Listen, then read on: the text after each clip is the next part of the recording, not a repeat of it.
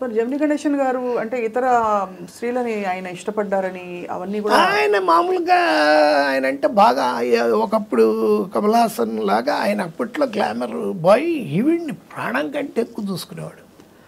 వాళ్ళు అనడానికి లేదు, వాళ్ళ పిల్లల ఆస్తులు కానీ అవన్నీ జాగ్రత్త చేయడం కానీ అవన్నీ అసలు ఈజ్ ఎ జెంటిల్మెన్.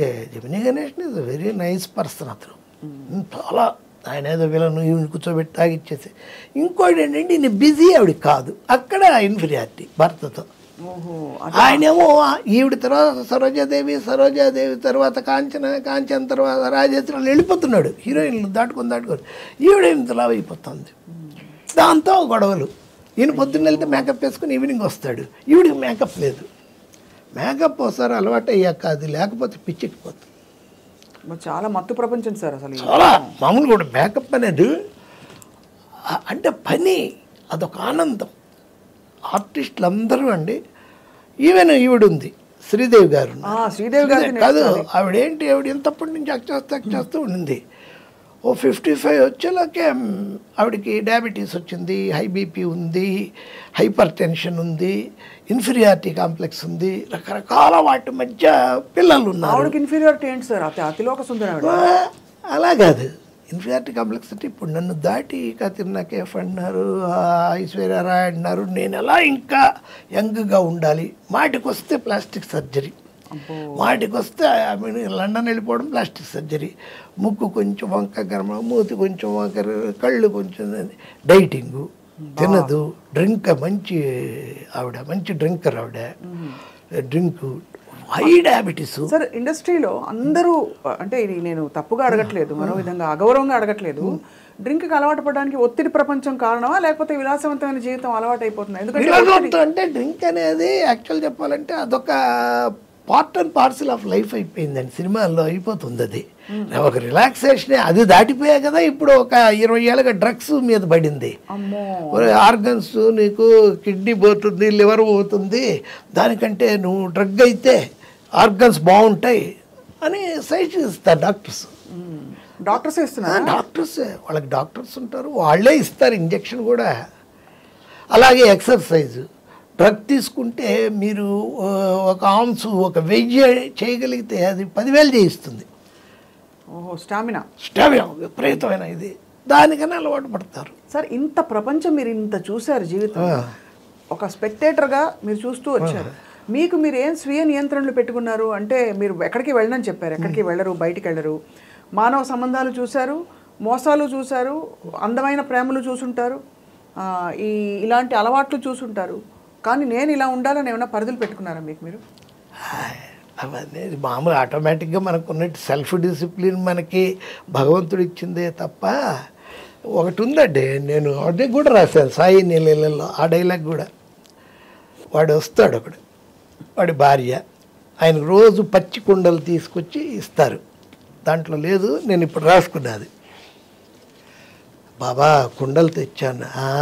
రంగా ఏరా తాగుడు మానేసావా? నీ భార్య గర్భవతి, ఇప్పుడు కన్నా మానేయాలి కదా అంటాడు. వాడు మానకపోతే ఏమైంది బాబా అంటాడు. ఏమైందేంట్రా? మళ్ళీ నువ్వు లేకుండా పోతే వాళ్ళు ఏమైపోతారు? అందరికీ నువ్వు ఉన్నావు కదా బాబా. ఇదే మీ పిచ్చి. ప్రతి మనిషి తన జీవితంలో తను చేసే పనిలో 99% తానే కష్టపడాలి. అంతా అయిపోయాక 1% నేను సాయపడగలను. మొత్తం నన్నే చేయమంటే నేను చేయను అని రాశా. అంతే కదా, 99% మనం చేయాలి, చేయలేనిది ఒకటి ఉంటుంది, అది దేవుడికి వదిలిపెట్టాలి. మనం అలా కాదు, 1% మనం చేసి 99% ఎదుగుతూ ఉంటాం. అసలు విశేషం ఏంటంటే సార్, అసలు అన్నిటిలోని తాత్వికత అంతా మీరు ఎలా వచ్చేసింది మీకు. ఈ సినిమా రాయడం అనేది ఒక కారణం తప్ప మీరు ఎంత తాత్వికత, ఎంత తత్వం ఉంది మీరు చెప్పేదాన్ని. అవును, ఎలా వచ్చిందా అని ఆశ్చర్యం కలుగుతుంది. మీరు అనేది అదే, అంటే మనిషి చేసే కృషి చేస్తూనే ఉండాలి, పైనుంచి భగవంతుడు సహకరిస్తాడు. అంతే.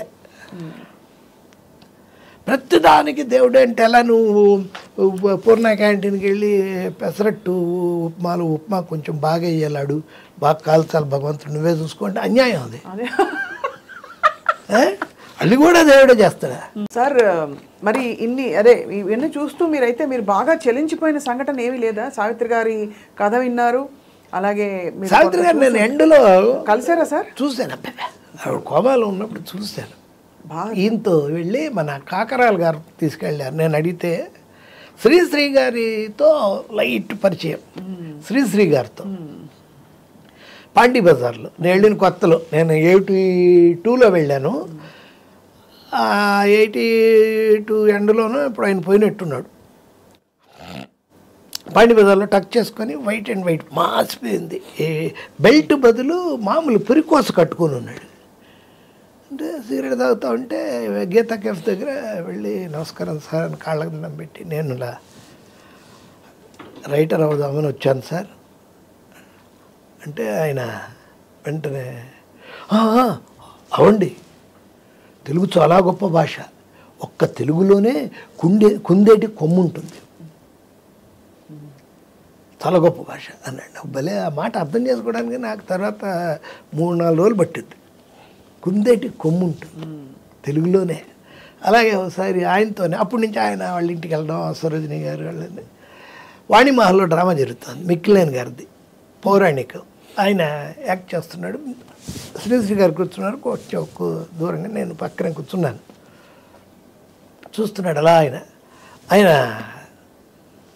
పద్యం పడుతున్నాడు మన మిక్కిలేని గారు, పాతాళలోకమున